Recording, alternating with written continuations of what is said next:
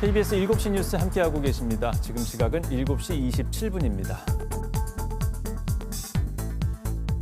세계적으로 신재생 에너지 비중을 높이기 위해서 여러 가지 규제가 생기고 있습니다. 대표적으로 탄소 국경세와 RE100이라는 제도인데 우리나라에게는 좀 위기가 될 것으로 보입니다. 하지만 강원도는 이 위기를 기회로 삼아서 글로벌 기업 유치에 나서자는 의견이 나왔습니다.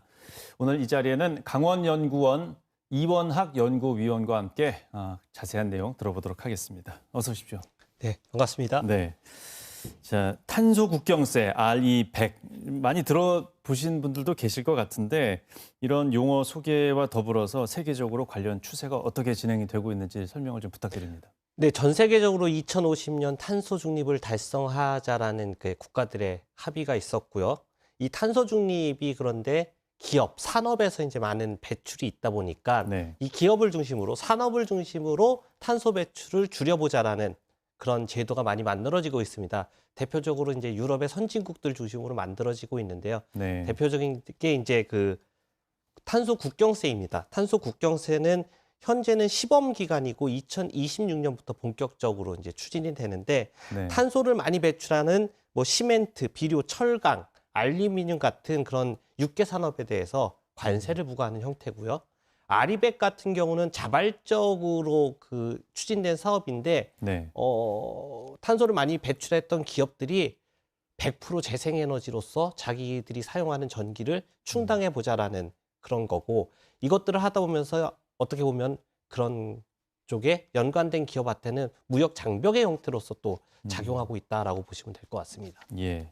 우리나라의 경우에는 이런 친환경 정책들에 대해서 조금 뒤처져 있다는 의견이 좀 많이 나오고 있는 것 같은데 국내 분위기가 어떻습니까? 네, 사실 우리나라는 지금 재생에너지 비중이 선진국에 비해서는 낮습니다. 10% 미만으로 재생에너지가 충당되고 있고요. 네. 우리나라 같은 경우는 또 산업계에서 에너지를 많이 소비하는 나라이다 보니까 이런 것들을 충당하기에는 현재 좀 무리가 있고요. 예. 그렇지만 최근에 이제 우리나라의 대기업들도 아리백에 가입하면서 그 재생에너지 비중을 높이려고 노력은 하고 있습니다. 예. 뭐 불과 얼마 안 남은 것 같습니다. 10몇 년 안에 완전히 에너지 환경을 좀 바꿔야 되는 상황인데 이번에 위원님께서 보고서를 내셨는데 강원도에 RE100 산업단지 조성을 하고 또 글로벌 기업 유치를 해야 한다. 이런 필요성에 대해서 말씀해 주셨습니다. 좀 새로운 내용이죠. 어떤 내용인지 소개를 해 주시죠. 최근에 2021년까지의 사용량을 보면 글로벌 기업 한 400개 정도가 RE100을 추진을 하고 있습니다. 네. 이 기업들의 총 사용한 에너지 중에서 전기 에너지 중에서 거의 절반 정도를 지금 재생에너지로 충당할 정도로 되게 강하게 나가고 있는데 네. 우리나라 같은 경우는 지금 거의 2%, 3% 거의 시작 단계죠. 그러니까 우리나라가 글로벌한 기업들을 따라가려면 엄청나게 빠른 속도로 재생에너지 공급을 확대해야 되는데 네. 아직 우리나라는 그런 뭐 지형의 여건상, 기술의 여건상 그 재생에너지가 그렇게 확산되고 있지는 못합니다. 그래서 그런 것들을 확산하고자 노력을 하고 있고 지금까지 이제 재생에너지의 주도를 하기 위해서 강원도가 많이 노력을 했습니다. 예. 그것들을 강원도가 기업을 유치하는데 이 아리백과 관계된 기업들을 유치하는데 좀 활용해보자라는 게 이 본 보고서의 핵심이라고 보시면 될 것 같습니다. 예. 강원도에서 글로벌 기업 유치를 하고 그러기 위해서 에너지 환경을 조성한다는 게 아직 그렇게 와닿지는 않습니다. 네. 어떤 모델들이 있습니까? 만약에 그 뭐 춘천 같은 경우에는 이제 수력 발전 같은 게 이제 그 재생에너지이지 않습니까? 네. 거기에 또 그 붕어섬 태양광 같은 것들, 그다음에 최근에 수소 관련된 그런 것들이 이제 이루어지는데 그런 전기를 기업들한테 직접 공급한다면 그런 재생에너지를 기업들한테 직접 공급한다면 이런 재생에너지를 100% 가져야 되는 기업들이 하나의 기업을 유인하는 수단으로 볼 수 있는 거죠. 그러니까 우리가 예.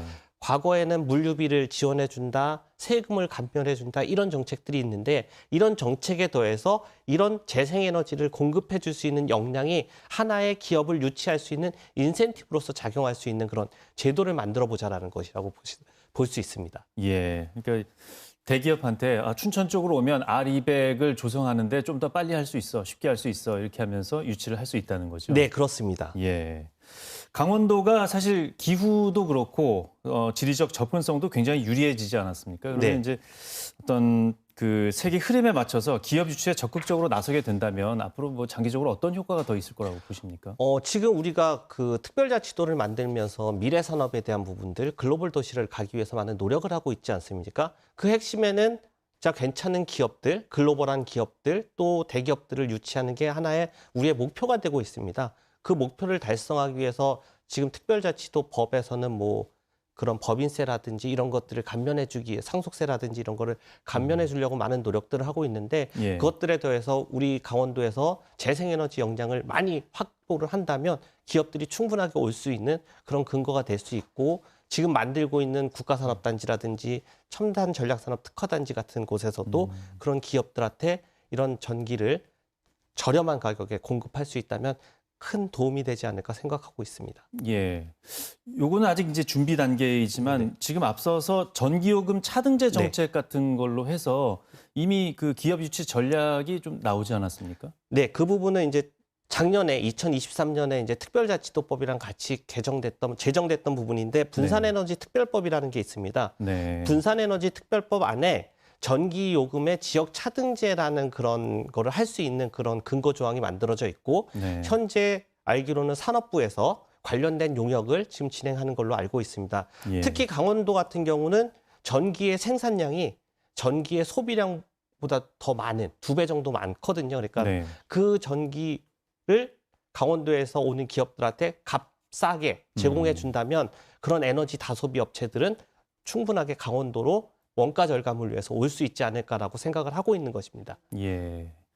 그러면 뭐 글로벌 기업뿐만 아니라 뭐 국내 기업이나 도내에 있는 뭐 아주 유망한 기업들에 대한 어떤 관심도 모을 수 있지 않을까 이런 생각도 좀 드는데요. 그런 부분에 대해서 많이 고민을 하고 있습니다. 그러니까 글로벌 기업도 있지만 그런 기업들한테 납품하는 그런 소부장 기업들도 있고요. 네. 또 우리 지역에 있는 식품이나 이런 기업들도 많은 수출들을 하고 있지 않습니까?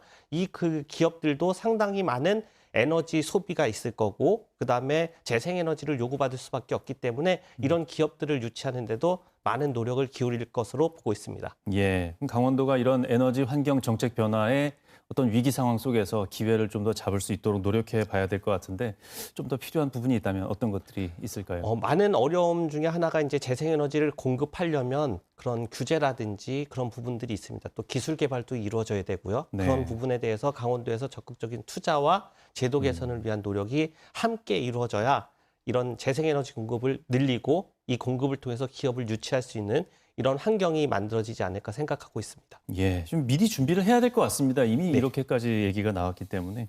예, 오늘 말씀 잘 들었습니다. 고맙습니다. 네, 감사합니다.